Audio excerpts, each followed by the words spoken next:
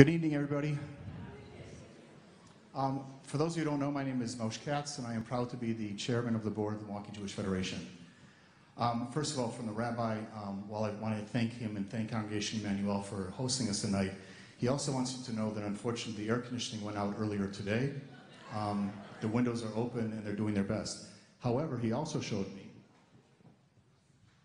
this is in the seat pockets in front of you, like an airplane. Feel free to do this. And if you give a kick, it'll show you all the stories of everything around you. So, how was that, Rabbi? Did okay? Good. Thank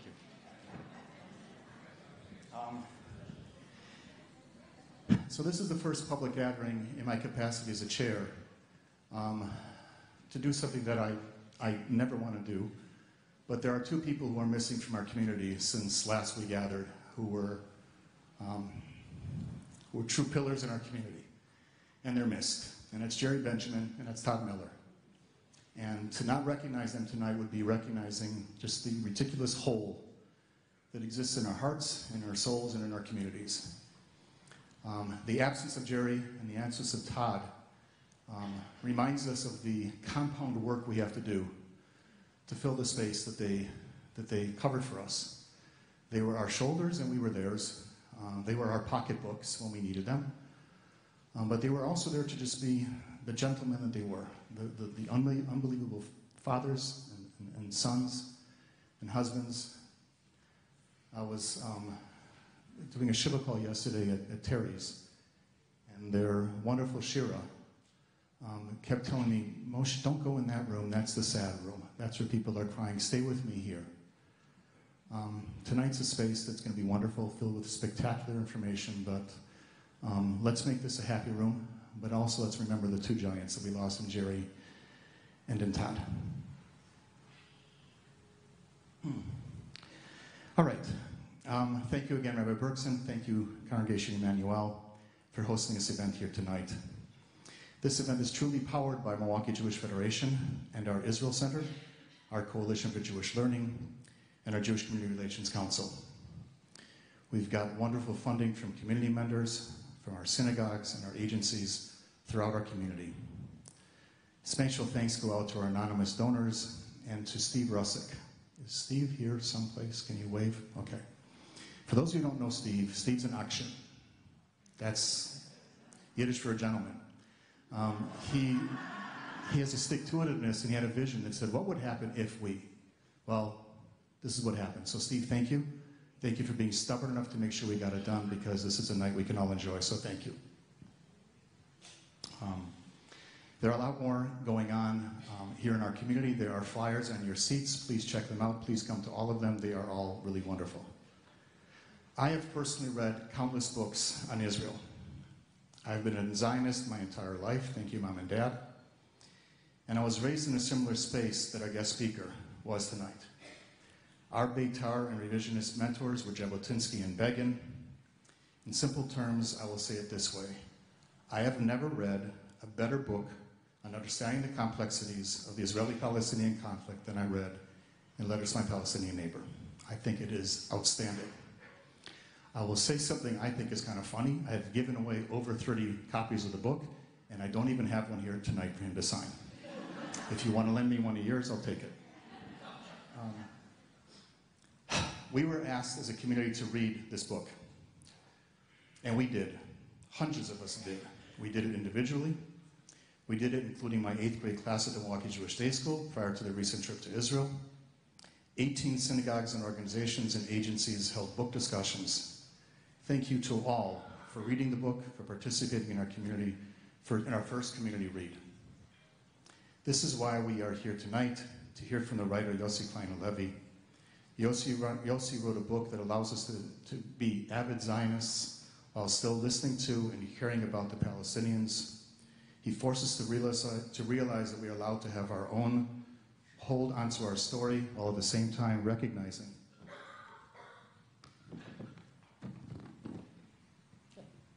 memorize your speech.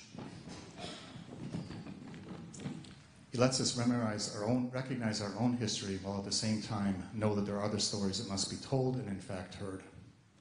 his call that we need to see this not as a win-win, but rather as a recognizing real compromises must be made so that ultimately both sides can live in peace. During Yossi's visit today, he had spoken to seniors at our Ovation High Point with a group of clergy and faith leaders on many faiths on the topic of interfaith relations in the Holy Land, a quest for dignity and empathy. He's met with journalists and with a group of leaders on the topic of being Jewish leader in a time when Jewish community is under attack. Tonight we will hear him speak about his most recent book. Leading this conversation with Yossi is our very own Professor Bonnie Klein-Tasman. And I'm sorry, I got to put a plug in. If you've not seen her husband's work in the hall, please check it out before you leave. He is brilliant. Is he here tonight? No? Okay. Never mind. Check him out anyway. Thank you all very, very much for being here tonight. I hope you enjoyed this as much as I know I will. Thank you.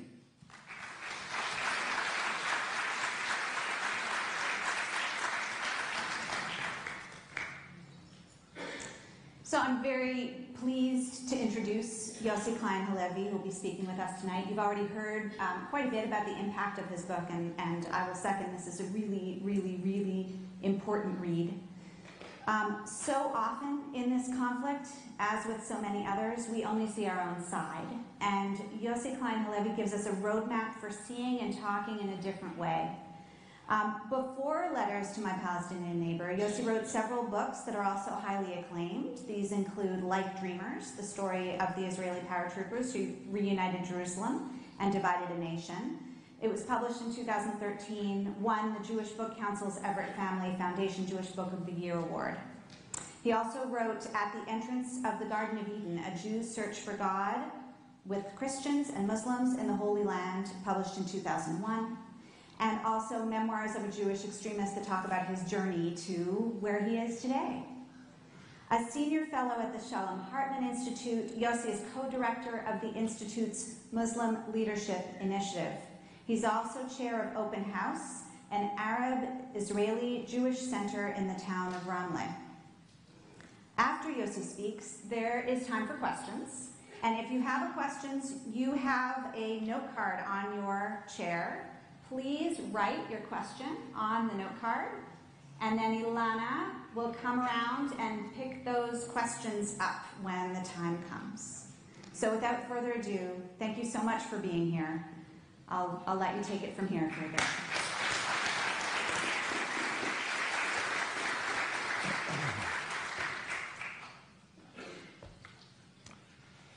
Well, good evening, everyone. I am truly thrilled to be in Milwaukee for several reasons. One, very practically, because I am concluding a month-long lecture tour. It means I get to go home. And another reason is because I've spent all of one day here in Milwaukee, and I already feel at home here. I spend a lot of time on the road visiting Jewish communities, and I can tell you without false flattery that what you have here is really extraordinary. You have a Jewish community that I've learned really just in the last day is a model of warmth, of family, of everything that a pluralistic, open, deeply rooted Jewish community should really be. And the combined sensibility of being open to each other, to your surroundings, and at the same time being deeply rooted in our story really is an American Jewish success story. And finally, I'm deeply moved and grateful to all of you for having adopted this book and for doing what I really hoped would happen, which is that American Jews would understand that I wrote this book, first of all, for my Palestinian neighbors, but also for your children. And really the fact that you have adopted this book as a community project, and other communities have now followed your lead. They saw what you did here, and something like half a dozen Jewish communities are now in the process of adapting your model. That for me is really a deep source of gratitude, and I thank you all very much. So I wrote these letters I sent them out to my neighbors, and did anyone respond? I know that's the question that I'm sure is on your minds. I've been asked that question for the last year, and I've had to restrain myself from responding because I felt over this last year, as I was introducing the book, I felt it was premature to reveal some of the responses that I got. I wanted to wait and see whether a significant body of responses would accumulate, and then I would present it. And so I'll begin by saying that I got my fair share of hate mail, and that hate mail usually takes the form of 1 or 2 lines sent to my Facebook page. You're a liar, you're a thief, you don't exist, you won't exist. The army of Muhammad is coming to get you. That's one genre. And that's part of the noise of an existential conflict. And there was no surprise in the response, nor in the volume of those responses. But at the same time, I began getting, not as many, but these long and thoughtful emails from Palestinians and from some people in the Arab world generally. An Egyptian Coptic writer sent me a long email. A Jordanian who introduced himself as your somewhat distant neighbor wrote to me. And I began to accumulate what I realized was a body of work, responses. And what these responses had in common was, first of all, a willingness to engage with an Israeli. So we're speaking about a self-selecting audience, a self-selecting group of people. And I make no claim for how representative they are. I would say that they're probably not that representative, given the fact that they're willing to not only engage with an Israeli, but to engage deeply with the narrative that I present. And what these letters really constitute as an aggregate is a public affirmation from the Palestinian side that this is a conflict between 2 indigenous peoples. And that's exactly the response that I was hoping to elicit. Now that's the good news. The less good news is that some of the letter writers asked that if I use their letters, please not to put their names on.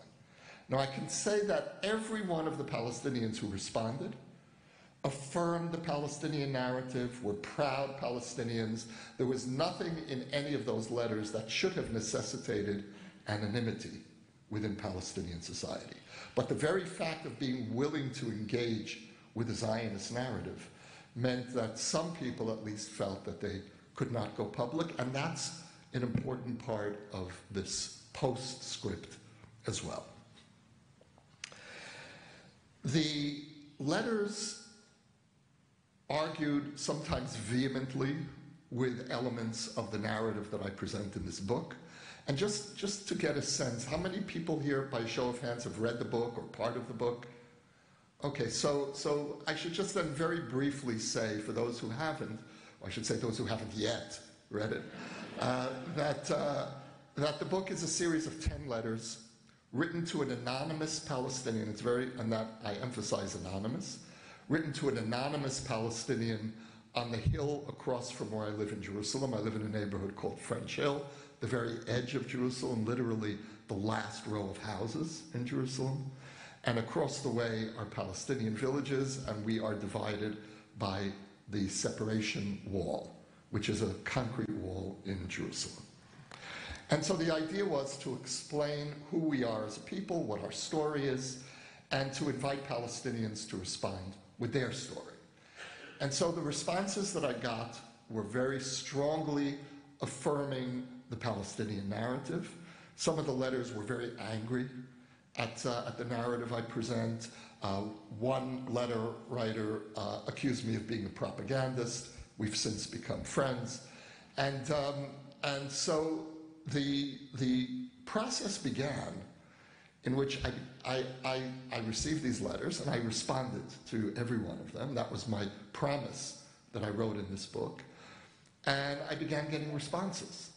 and developed a significant body of correspondence on these issues with Palestinians who argue with me, but argue from a place of respect. And that was the second goal of this book. The first goal was to tell our story, to Palestinians who don't hear our story, who hear, in fact, the opposite of what our story really is, from their media, from their schools. And, you know, as a people, we are very successful in telling our story to all kinds of constituents. We tell our story to members of Congress, to media, but no one has ever thought of addressing the Palestinians and saying, this is our story, and this is why we're here, this is why we're home, this is why we believe we're home. And so the book appeared in English, of course, and in Arabic the same day. It was released online for free downloading in Arabic, and then the responses that I got were partly in response to the English version and some to the Arabic version. Within the last year, I received enough substantive responses to warrant an updating of the book. And the new edition, the paperback, has just come out, and with an extensive epilogue of Palestinian responses. And the epilogue is about 50 pages of Palestinian letters, and it is called, the epilogue is called Letters from Palestinians to Their Israeli Neighbor. And I'll tell you the story of one response, which really started out not very promisingly. When I posted on my Facebook that the book was coming out, I get a note saying, "Are you going to tell your neighbor why occupation is a good thing?" And I wrote back saying, "I'm hoping that this book will take a different turn and lead us to a different kind of conversation." And he immediately writes back, "I apologize for my tone." And I thought, whoa, this is quite a turnaround. And I wrote him back immediately saying, "I appreciate that. Why don't we get together? Where do you live?" And he said, "Australia." So we Skyped, and it turns out that he grew up in a Palestinian refugee camp in Beirut, and was already a teenager when the 1982 war happened. I made Aliyah. I moved to Israel the summer of 1982, the summer of the Lebanon War. And so in some very strange way, we had that in common. And the experience that I had with him, Subhi Awad, one of his letters appears in this new epilogue. Subhi is one of the leaders of the BDS movement in Australia. And we started corresponding, and we began asking each other, what are your conditions for an agreement? And we realized that there was some ground for a conversation. Plus, we actually liked each other. As we say in Hebrew, ma lasot. What can you do? We actually developed a friendship. And I sent him the book when it came out with an inscription, and I didn't hear from him for months. And I figured, well, that was a good try. Obviously, the book alienated him, and I've lost that connection. And in this, when you take on this line of work, you have to really be ready for any and every response. So, okay, we had an initial response. It didn't work out. On to the next connection. About 3 months later, I get an email from him. I apologize for not responding sooner. My father was sick. I had to take care of him. I read your book 3 times. And here's what I liked about it. Here's what I learned. Here's what I hated about it. Here's where I thought you were a propagandist. He's the one who accuses me of being a propagandist. And that's exactly the kind of response that I was hoping for. Someone who really engaged deeply with the narrative. I wasn't looking for approval. I wasn't looking for an echo chamber. I really wanted to model a respectful conversation over irreconcilable narratives. And I want to emphasize that. because there is no way that our narrative and the Palestinian narrative are ever going to converge. For me, 1948 is the moment of redemption. Reshit Geulat Smichatenu, the beginning of the flowering of our redemption. And for Subhi, 1948 is the destruction, is the Nakba.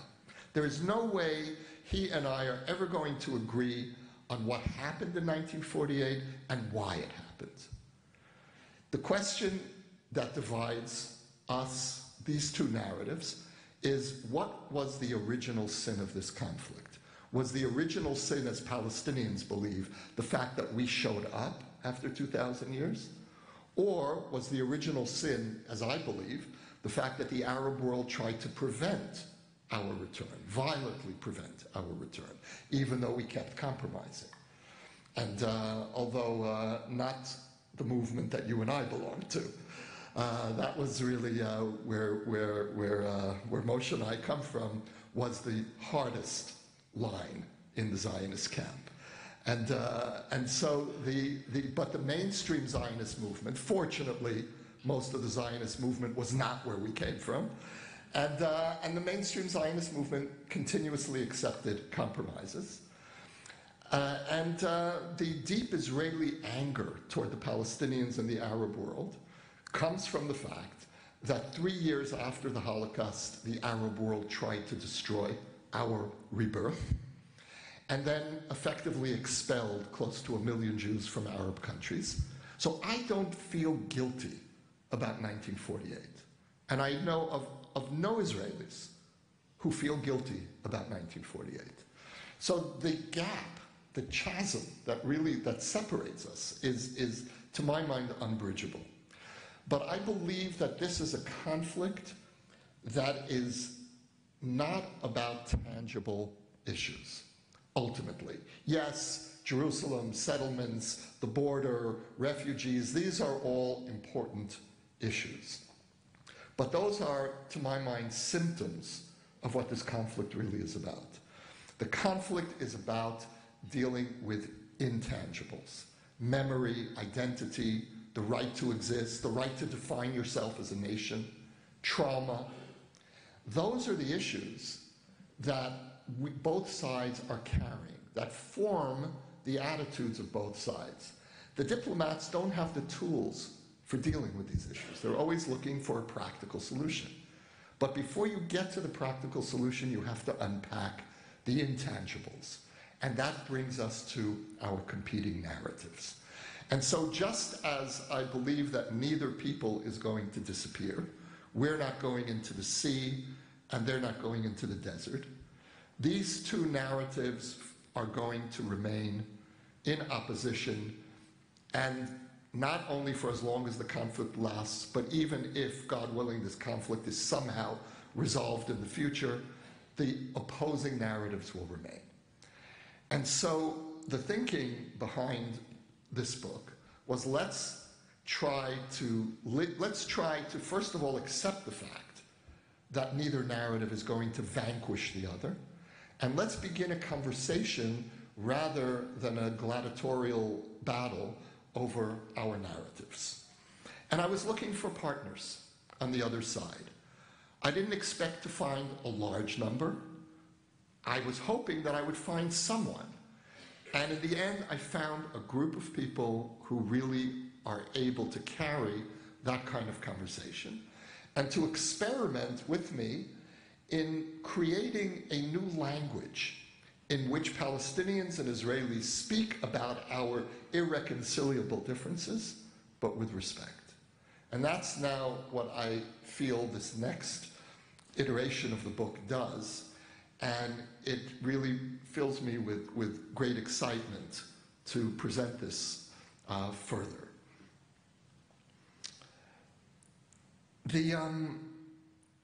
I could say this now, but Letters to My Palestinian Neighbor was rejected by every publisher in New York for 2 years. And I gave up on the project. I was about halfway through. Nobody wanted it. And every publisher said to me more or less the same thing. If you find a Palestinian partner with whom to exchange letters, we'll publish it.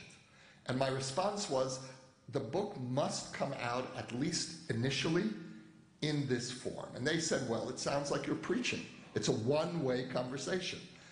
To which I responded, yes, it's a one-way conversation, but that accurately reflects the reality of almost all Israelis and Palestinians today. There was a time when Israelis and Palestinians knew each other, had some casual relationship, rarely intimate, but we knew each other. That is no longer the reality. I knew Palestinians before the Second Intifada. The Second Intifada erased those relationships. And so I said there's something false about finding a Palestinian, and I imagine I could have found someone willing to engage with me. I said that doesn't reflect our reality on the ground. But the second, really more important reason, and I said this to publishers, was that I must write it this way, at least initially, because the Israeli narrative is being erased from large parts of the public conversation. And I felt the need for there to be a book, short, so that it can be read quickly, that can convey our story not only to Palestinians, but also to Americans and American Jews in particular. And I had this, and I felt that if I engaged in an exchange of letters with a Palestinian interlocutor, it would water down the narrative. And I needed to just put our story out there as a first step. And then I said to the publishers that I intend to invite responses, and then let's see what happens as a next step. And there was widespread skepticism. I finally did find the publisher. The publisher actually forgot that they had turned the book down 2 years earlier. And then the book was reviewed in the New York Times. Did people see that review? By Raja Shahada, a prominent Palestinian writer, who said exactly what those publishers had said to me. This is one-way preaching. You're not interested in a conversation. You have no real interest in dialogue. This is a take it or leave it narrative. We have to become Zionists in order to make peace with you. And so the book in its latest form is really my belated response to the publishers and to Raja Shahada, which is I was very serious about modeling this conversation. And not only have I included Palestinian letter writers who negate my narrative, not only have I included them in the book, but I've given them the last word. I don't respond to their letters. And in this, I feel I can trust the reader after having read 200 pages of an Israeli narrative to then deal with the Palestinian narrative. And the subliminal message that I want to send to the American Jewish community with this new version of the book is we don't need to be afraid of the Palestinian narrative. There's nothing in these letters, some of them are very moving, very powerful. There's nothing here that I feel we don't have a way of responding to. And so the book as it stands now is hopefully a model of civility, of deep and passionate and respectful disagreement, and laying out the outlines of our competing stories.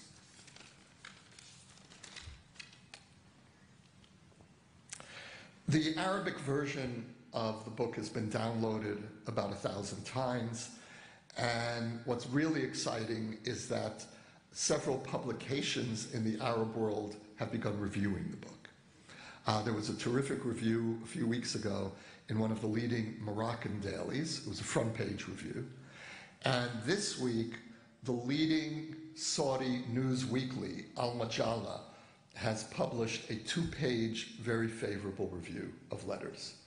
And that's something that I find so extraordinary.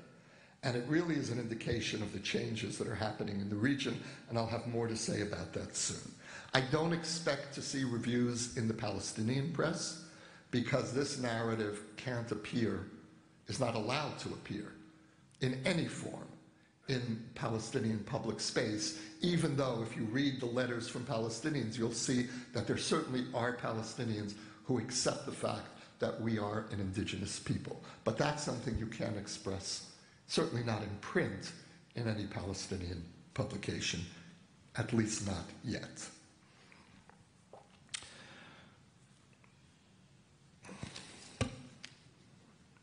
A few words about how this book began. The backstory is that it really was the result of insomnia. And I would find myself late at night, 2, 3 in the morning, sitting in my study or on the porch, looking out to my neighbors, looking out at the lights of the mosques across the way, and having these conversations in my head with imaginary neighbors. Everything that I wish Palestinians understood about our history, about our identity. And afterwards, I mentioned this to an Israeli, and she said, you know, it's really funny because I've been talking to an imaginary Palestinian in my head for years. So I think it might be a national psychosis. There really might be many of us going around and having these conversations, harangues with Palestinians who can't respond because they don't exist. And so I found myself really one night just sitting down and writing, Dear Neighbor. I sat on the porch, I took a pad and pen, and it was a letter, Dear Neighbor. And that's how the book began. And it was a result, in some ways, it was a sequel of an earlier journey, and I mentioned it briefly in my introduction, a journey that I took in the late 1990s into Palestinian society, into Islam and Christianity in the West Bank and Gaza, as an attempt as a religious Jew to experience something of the devotional lives of my neighbors. I joined the Muslim prayer line on a number of occasions and really immersed in trying to understand something of Islam as it is lived rather than the theology. And all of that ended for me with the Second Intifada of the year 2000. Second Intifada is the moment when the hopes of the 90s came to an abrupt end. And the Israeli left collapsed. The Israeli left barely exists anymore. If you followed the last elections, you'll know that the Labor Party, which was the founding party of the State of Israel, which governed Israel uncontested for the first 3 decades. You couldn't unseat Labor until 1977. Labor in this last election got 6 seats. Less than either of the 2 Haredi ultra-Orthodox parties. Labor is now one of the smallest parties in the Knesset.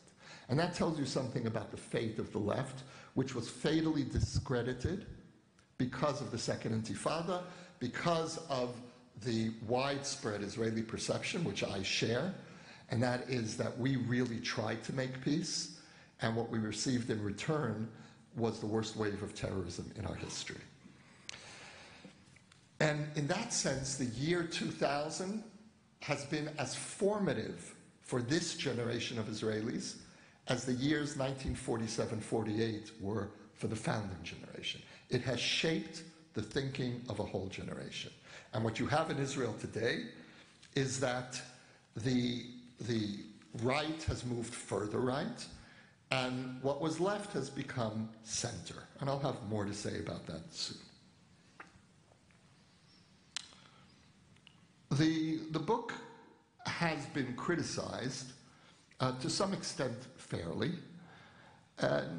by those who say to me, you know, you are a part of a people that is ruling over another people. How do you expect a Palestinian to seriously listen to your narrative? By what right do you have to expect a Palestinian to listen to your story, given the extreme asymmetry of power between the two peoples?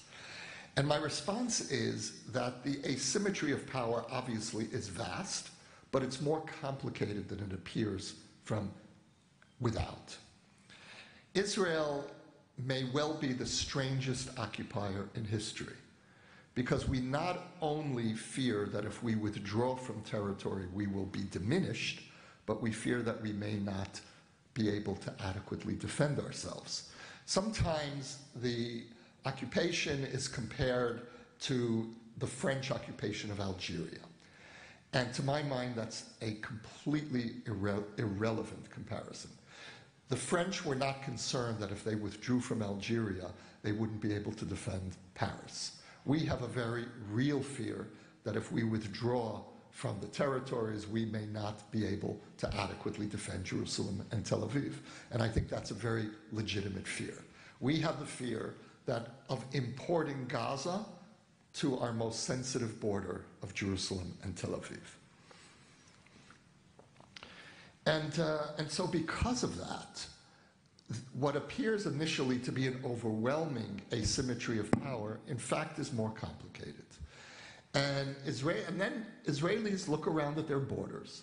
We see Hamas on one side, Hezbollah in the north, Iranian Revolutionary Guards, and we say, what will happen to our eastern border? What will a Palestinian state in the West Bank look like if we were to withdraw tomorrow? So this book has puzzled some progressive readers because it is a book about peace, it's a book about outreach to the Palestinians, but it doesn't feel left-wing. And the reason for that is it isn't a left-wing book. It is coming from a camp in Israel today that is increasingly important, but which many American Jews have not yet fully understood, and that is the center. And so I want to speak to you as a centrist and try to explain something in the time that I have left about what the center is and why I believe that the American Jewish mainstream needs to partner with the Israeli center. And the book is written from this centrist perspective. And if you paid attention to these last elections, you will have noted that the debate in Israel is no longer between right and left, but between right and center. And the center basically believes two things about a Palestinian state. One is that it is an existential need for Israel to preserve us as a Jewish majority and democratic state, and the second that it is potentially an existential threat. And what I write in the book is that I have two nightmares about a Palestinian state, and these are two centrist nightmares. One is that there won't be a Palestinian state, the other is that there will be. And to put it a different way, what the center has done is resolve the left-right divide in Israel by internalizing the truths, the insights of the left and the insights of the right. The insight of the left is that nothing good will come out of ruling over another people. We must extricate ourselves from that situation. And the insight of the right is we can't extricate ourselves. There must be a Palestinian state. There can't be a Palestinian state. That, in one line, defines the sensibility of the center. So what do you do rather than just be paralyzed? The first premise of the center is you don't do harm. You don't preclude the possibility of a two-state solution. You don't build outside the settlement blocks. You certainly don't annex pieces of the territories, which is what Netanyahu was intending to do. And so the second principle is you look actively and explore any opening, not because you believe that peace is possible anytime soon, but because peace is a long-term process and we need to start laying the foundations of a two-state solution rather than moving inexorably toward a one-state non-solution, a one-state dissolution. And to put it another way, Jewish history is speaking to our generation in two commanding voices. Remember that you were strangers in the land of Egypt. Don't be brutal. Remember what the tribe of Amalek did to you when you were leaving Egypt and were attacked for no purpose. And the tribe of Amalek in Jewish historical imagination is the archetype of the genocidal enemy. Remember that you live in a world where genocide is possible. Don't be naive. Don't be brutal. That's the banner of the left. Don't be naive. That's the banner of the right. And the banner of the center has both of those sensibilities on it. As a centrist, I have two forms of anguish about Israel. One I would call left-wing, the other right-wing. The left-wing anguish is simply the question, the rhetorical question. How is it possible that the Jewish people, which for 4,000 years carried a story about ourselves, carried the sense of ourselves of who we are, how is it possible that not only are we in a situation of seemingly permanent occupiers, but that so many of us have gotten used to that condition? That's one source of anguish. The other source of anguish is how is it possible that 70 years after the Holocaust, we find ourselves still trying to defend our right to exist? How is it possible that Israel is the most hated country on the planet? That the only country that has an international movement aimed against its legitimacy is the Jewish state? How did we get to that point? And so these are the two forms of anguish that in some ways define the left-right debate, and I would say together explain something of the centrist sensibility.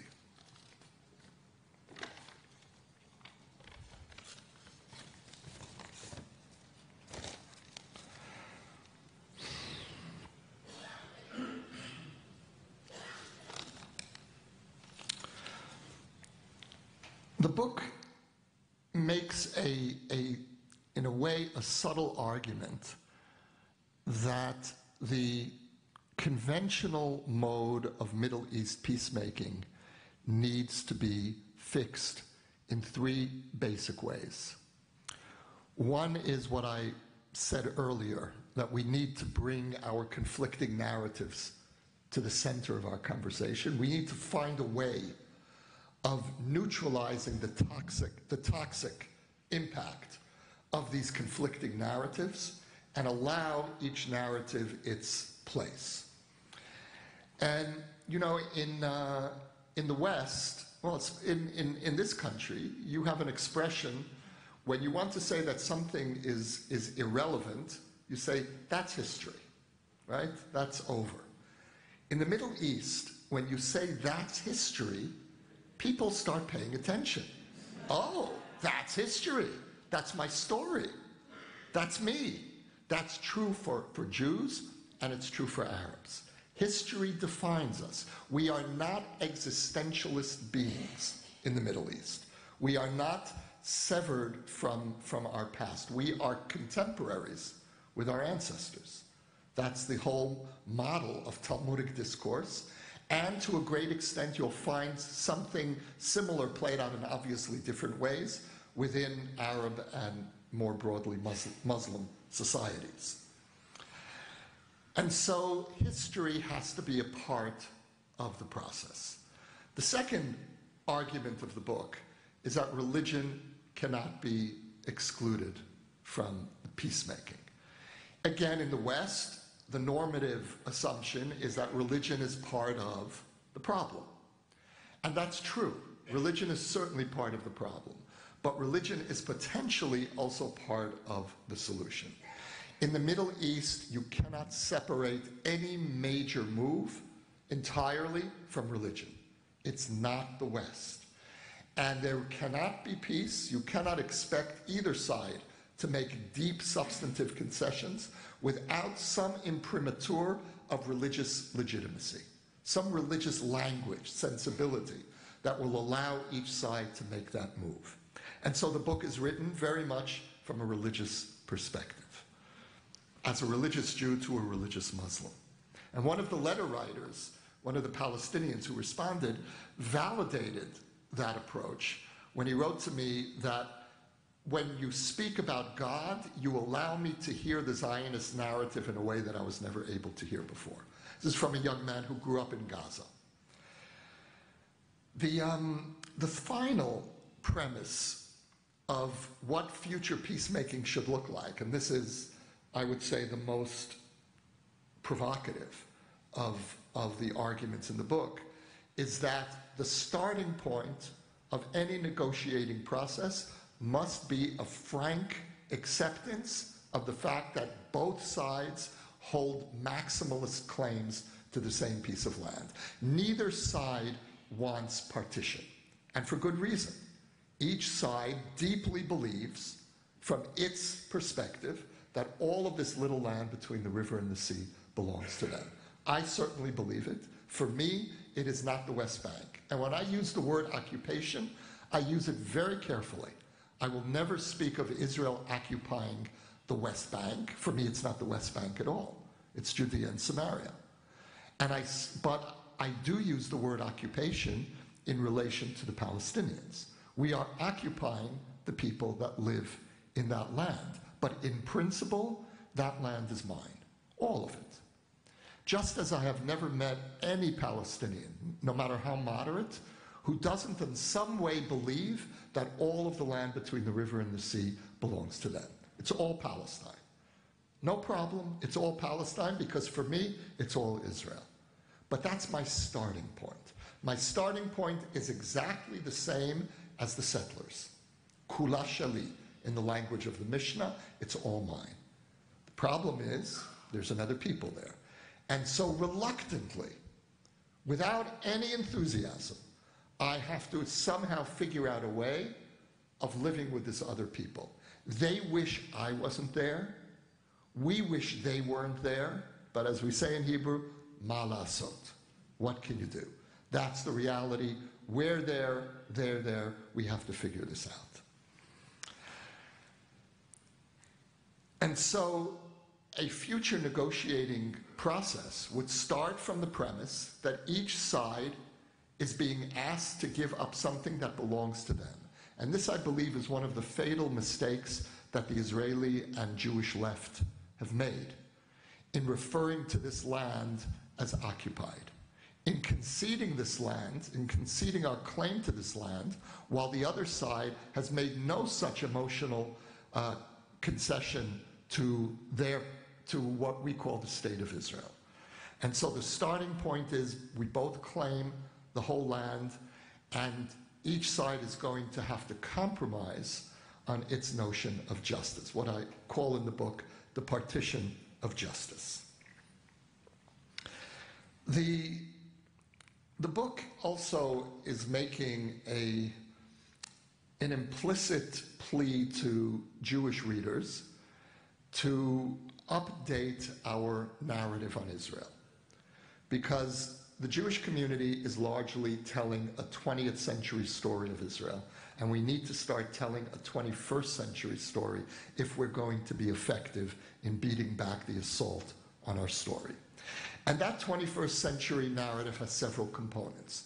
First of all, we can't pretend that there's no such thing as a Palestinian people. We can't deny the Palestinian tragedy. I don't apologize in this book. The word apology doesn't appear as far as I remember. And that's a very deliberate choice, but I acknowledge the fact that my return led to the shattering of the Palestinian people. I place the blame primarily on the Palestinian leadership, but nevertheless, that is the dynamic that happened.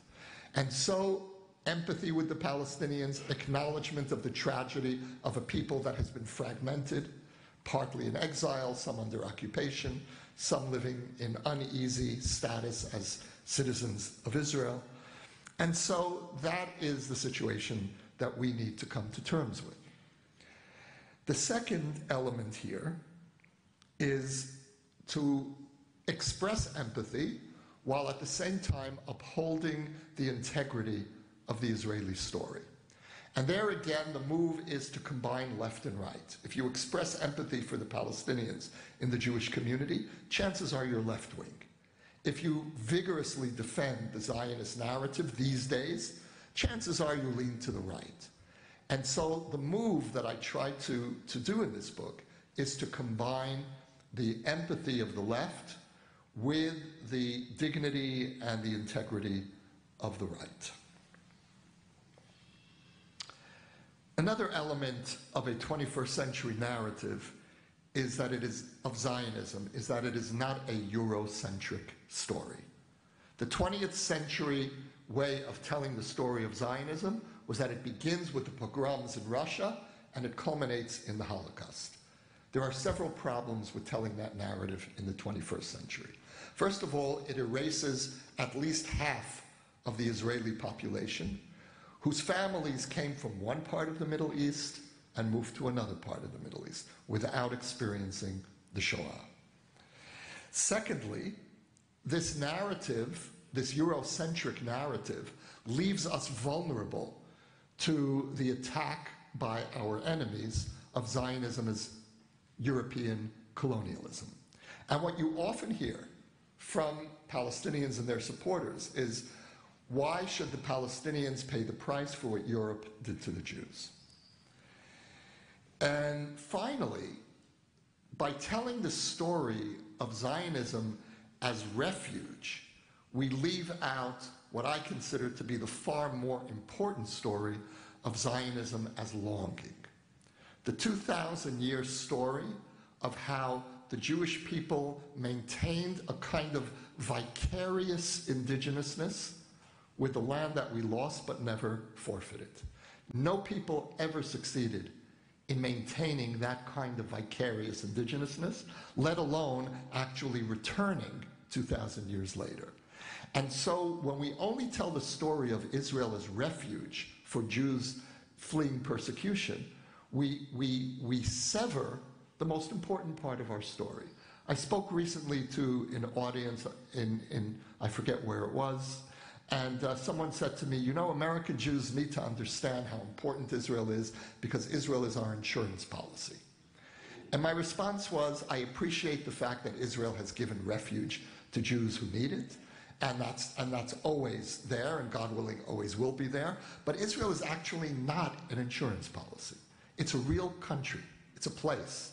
And it's a place with deep roots, with a 4,000-year story. And we have forgotten how to tell that story. And one of the goals that I had in this book was to retell the story of the Zionism of longing. I do not write about the Holocaust until the very end of the book. And that was a deliberate decision, even though I come from a survivor family, and that was crucial in my own formative years. But in terms of telling this story, we need to stop telling it through the framework of persecution and begin telling a 21st century which honors the 2,000-year story of vicarious indigenousness. Time is running out, and of course there's so many more points. So let me end with 2 points, with your permission. We'll go just a couple of minutes over.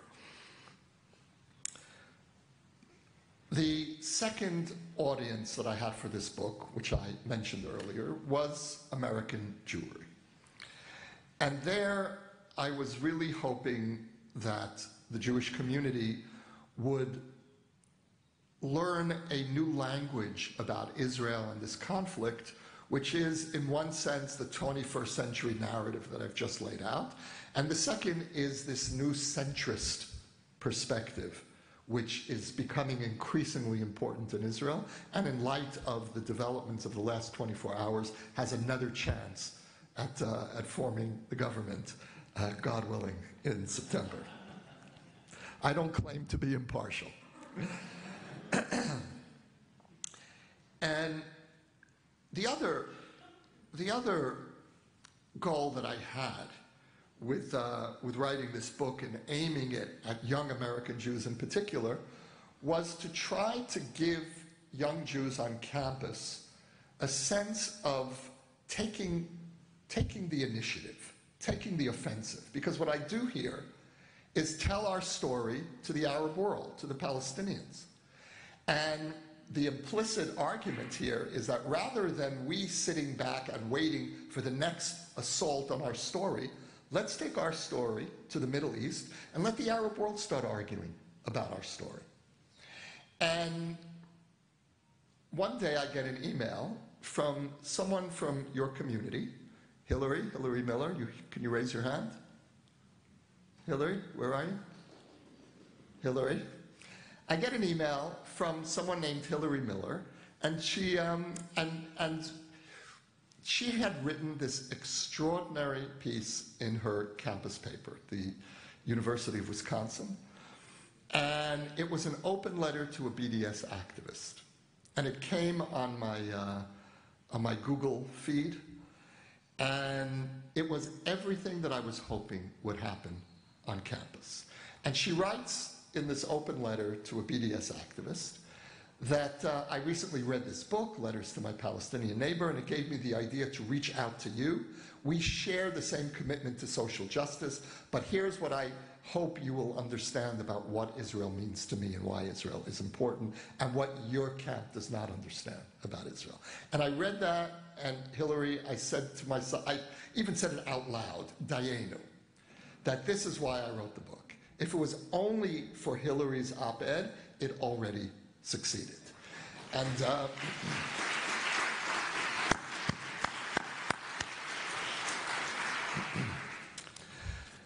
so the last point, and thank you, Hillary.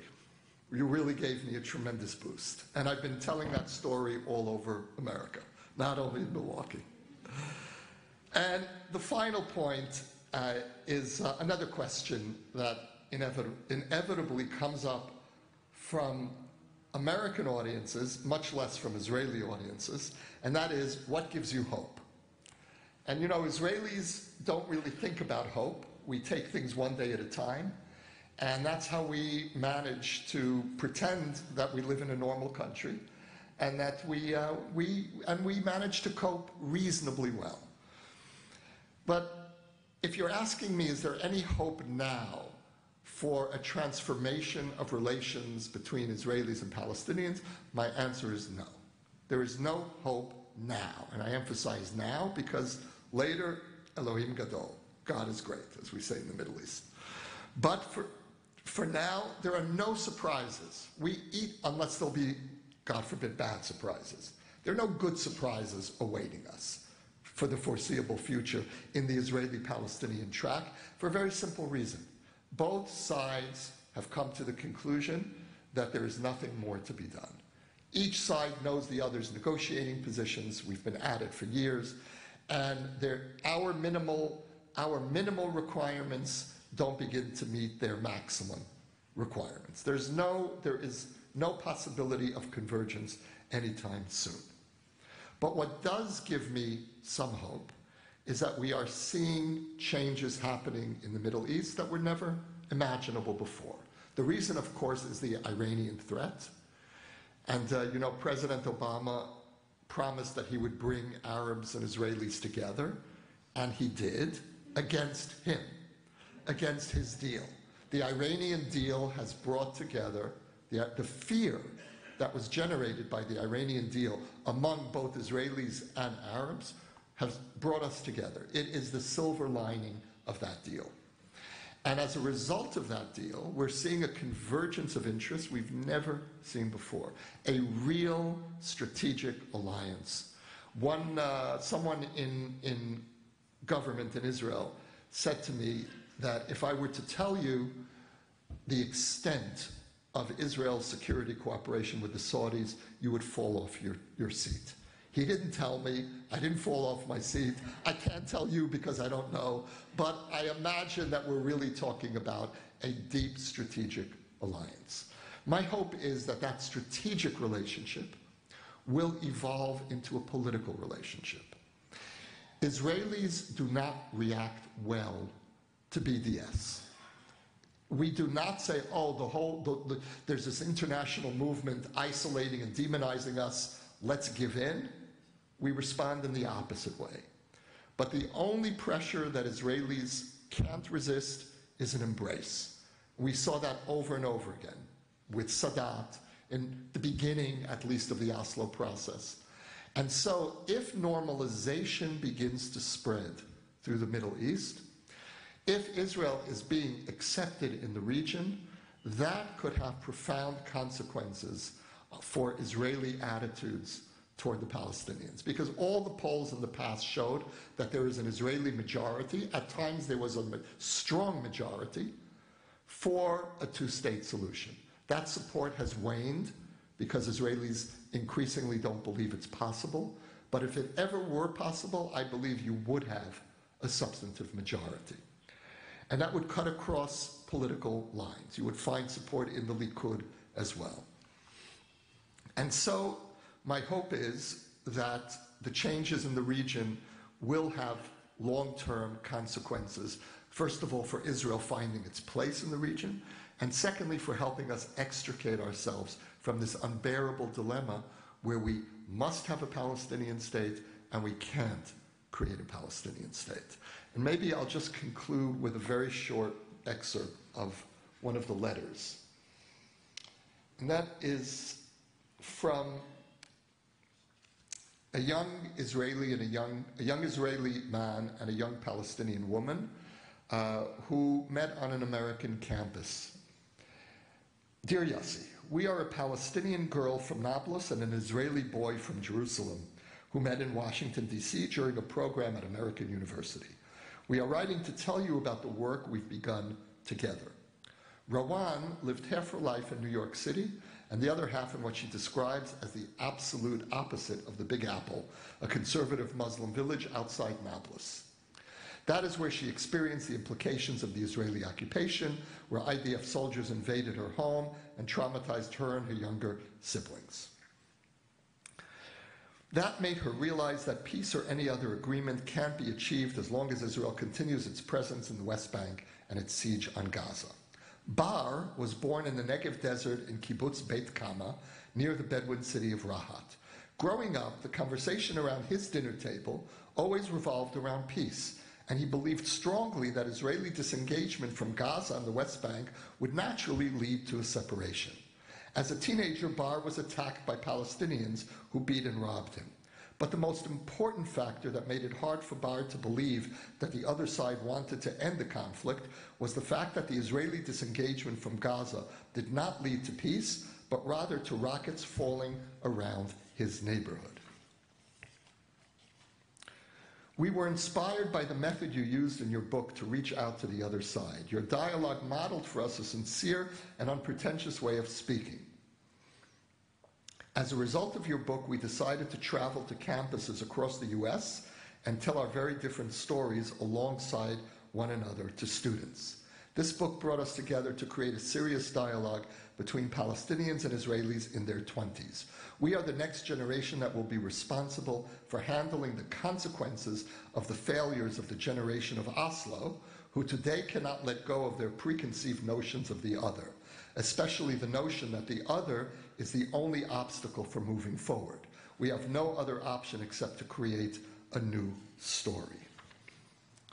We are working toward breaking the barriers that the conflict has created within both peoples. Thank you and good day. Signed, I was so charming I left that in. Signed, Rowan Odeh and Bar Galin. Now, again, I make no claim for these letters, these responses, other than for what they are. They are nothing more, but also nothing less than serious engagement with the arguments in this book. And I'm very grateful to them and very grateful to you. Thank you very much.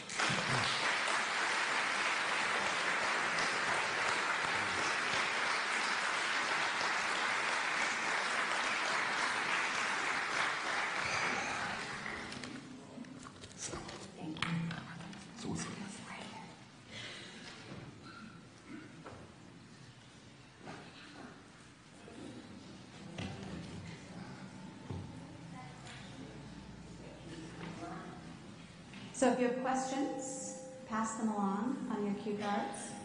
I'll get us started a little bit while they're being collected. I was struck as you were talking, Yossi, about how quintessentially Jewish the way you talk about this is.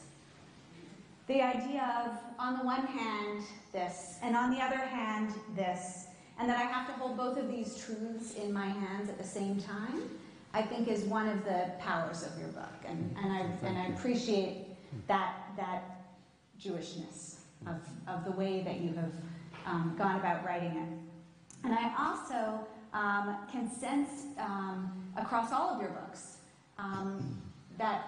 struggle to make sense of what seem like realities that don't fit together, and you're feeling that, well, maybe we need to just accept that we're not going to be able to put these things together in the way that we think that we might. And so I'm wondering, in this, you have some days that are left-wing days and some days that are right-wing days. Where are you now?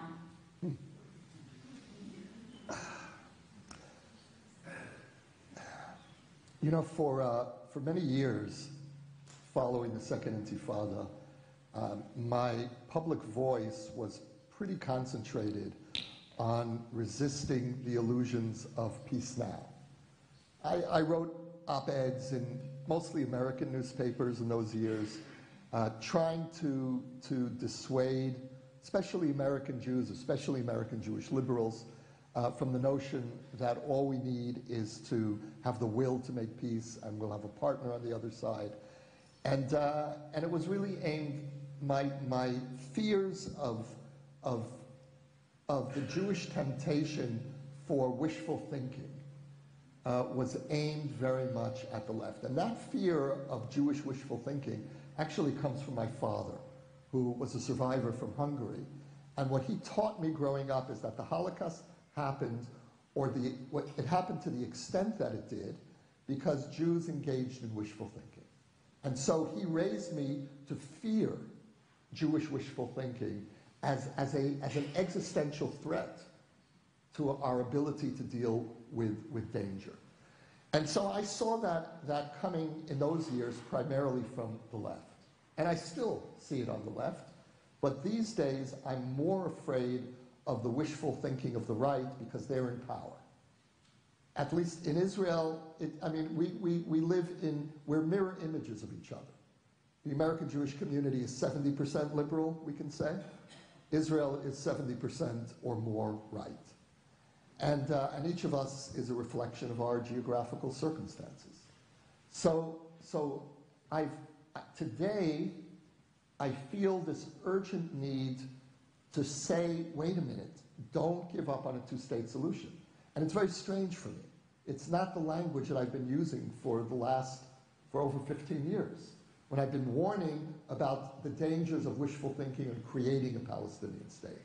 Now that I see the right moving toward annexation and the international community starting to give up on a two-state solution, maybe I'm just a curmudgeon, but I really feel this is the moment for me to speak up for at least the legitimacy in principle of a two-state solution, even if we can't implement it now. So where I am is very much in vocal opposition to the right.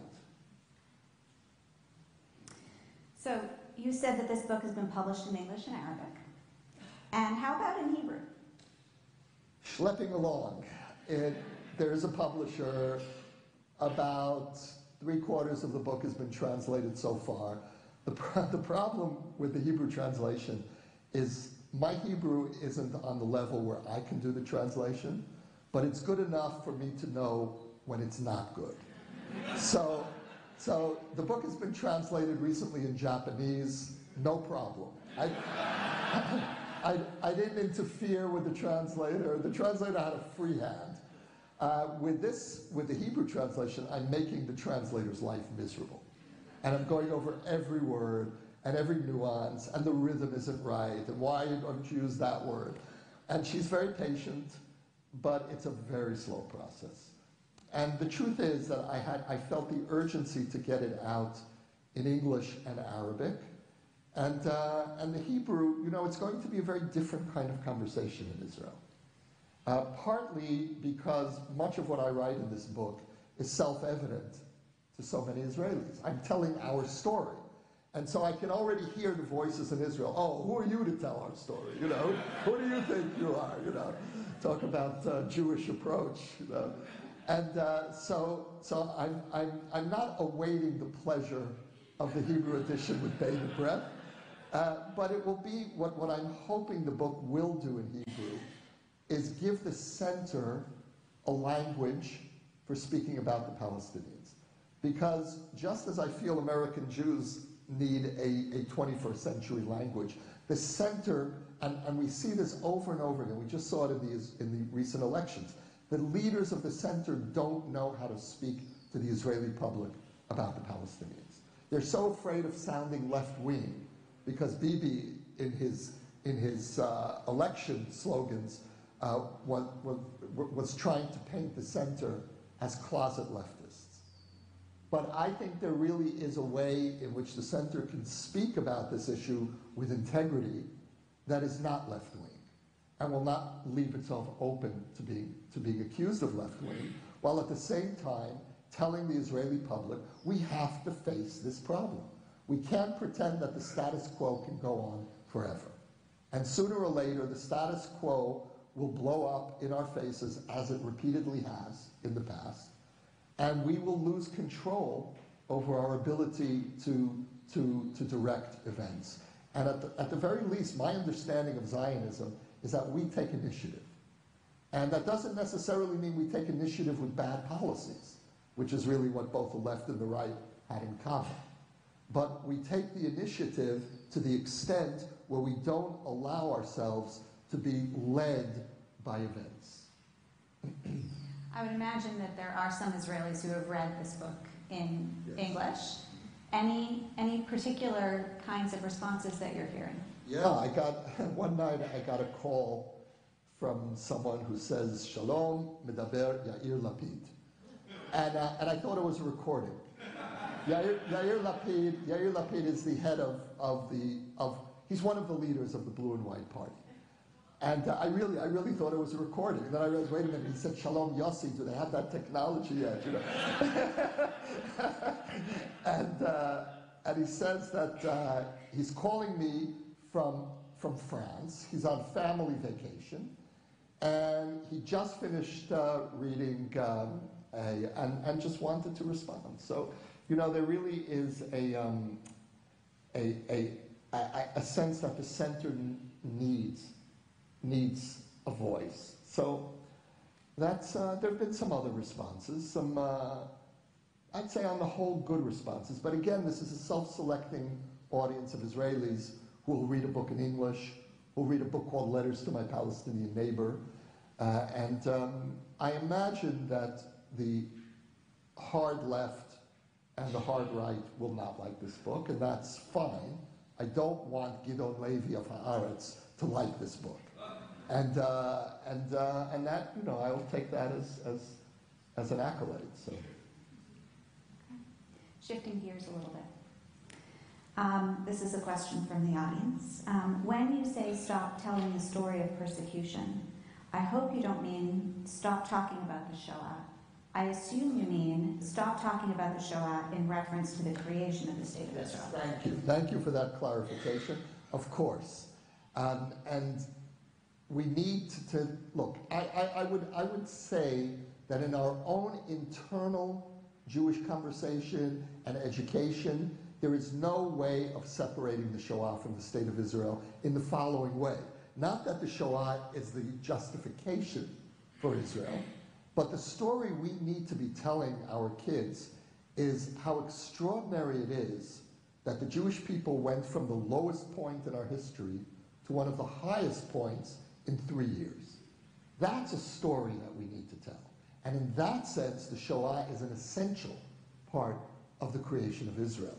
But absolutely not to tell the story of Israel and the reason for Israel's existence by relying primarily on the Shoah.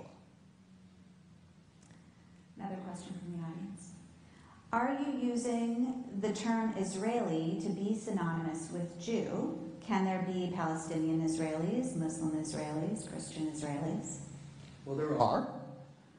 So yes, of course. And my understanding of Israeli national identity comes directly from the Declaration of Independence. The framers of the Declaration envisioned Israel as being the state of all Jews, whether or not they are citizens of Israel, and the state of all of its citizens, whether or not they are Jews. That to my mind, is the meaning of Israel as a Jewish state and a democratic state. And any attempt to upend either of those essential definitions of our identity threatens the most basic integrity of our identity. And I worry that moves such as the recent Jewish nation-state law are tampering with that delicate balance between Israel as Jewish and democratic. And the question of the place of Arab Israelis, Palestinian Israelis, in our national identity is very complicated. I would say that, first of all, the onus is on us as a majority to act like a self-confident majority and to do everything we can to try to include Arabs into our national and public space and identity. At the same time, the onus is on the Arab-Israeli community to stop electing leaders to the Knesset who incite the deepest fears of Jewish Israelis when they identify with Hezbollah or Hamas, and we hear that a lot. And so when we hear Arab-Israeli Knesset members deny the legitimacy of Israel, or just recently in the Knesset, when they swore allegiance to the state, and then the Hatikva was played, the entire Arab Knesset list walked out. Now, don't sing the Hatikva. Okay. You know, we had an Arab Supreme Court justice who would stand respectfully at attention and explain that he doesn't sing the Hatikva because he can't say that his Jewish heart is longing for Zion because he doesn't have a Jewish heart. He has a heart, but it's not Jewish. And so we have to respect that reticence, that inability to fully participate in our national symbols, and yet I think we have the right to expect respect. And so each side in this very complicated relationship needs to start taking steps to create a more manageable relationship. And given all of the built-in tensions between Arab Israelis and Jewish Israelis, given the fact that the Arabs are a minority in a Jewish state but part of a regional hostile majority, given the fact that the Jews are the majority in our state but a minority in the region, this creates a very complicated dynamic of majority-minority. It's still extraordinary how many Arab Israelis identify as Israelis. A poll was taken not long ago asking Israeli Arabs, are you proud to be Israeli? 51% said yes.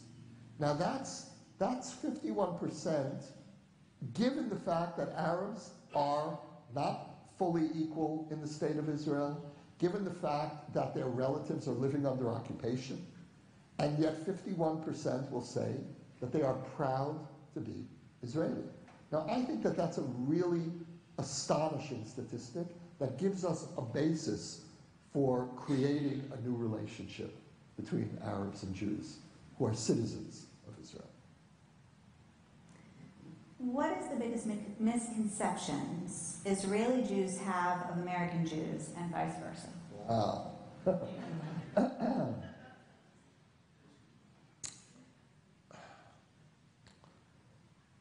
I'll give you an example on the Israeli side.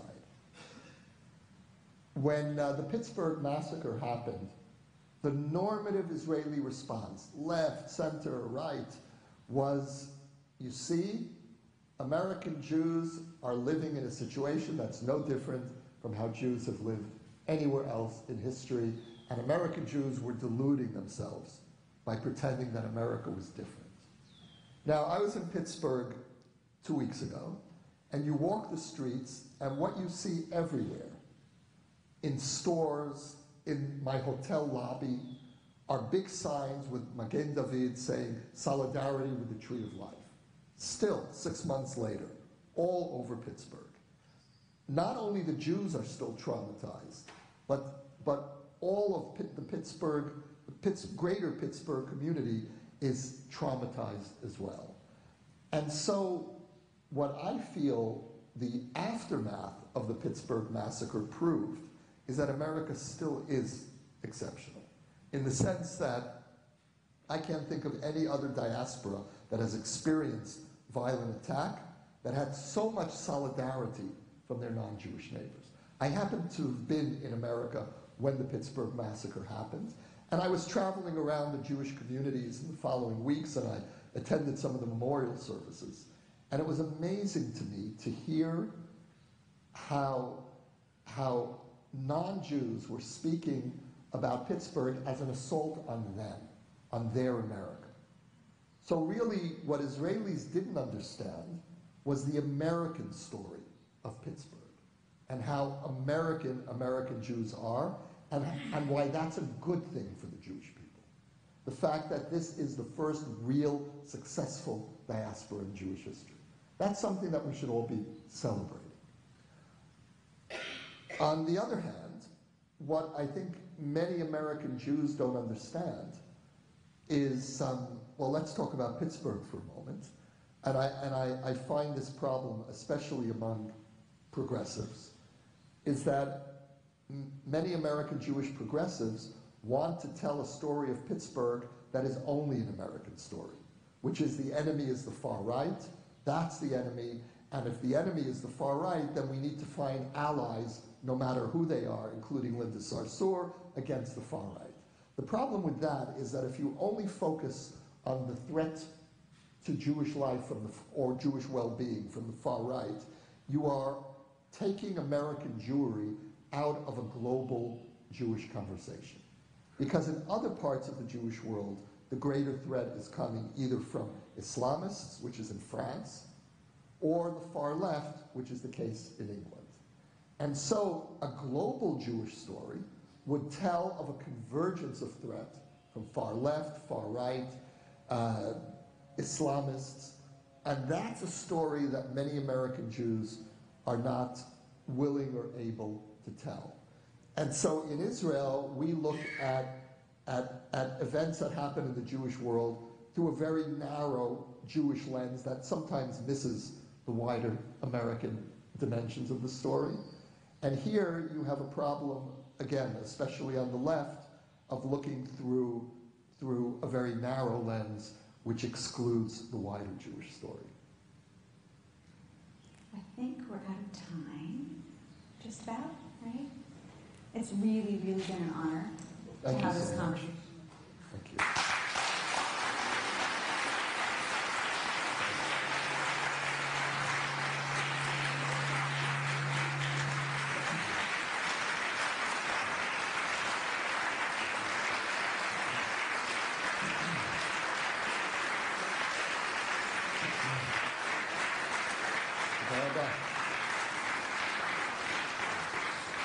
So really, thank you for this conversation.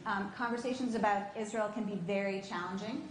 And my hope, and I know that you share this hope, is that books like yours will make it easier for all of us, Jews and non-Jews, to exchange ideas in a way that doesn't forego our own voices, but also involves deliberate perspective taking. And I think you've really modeled that in a really beautiful way. Thank you so much. Really, thank you all very much.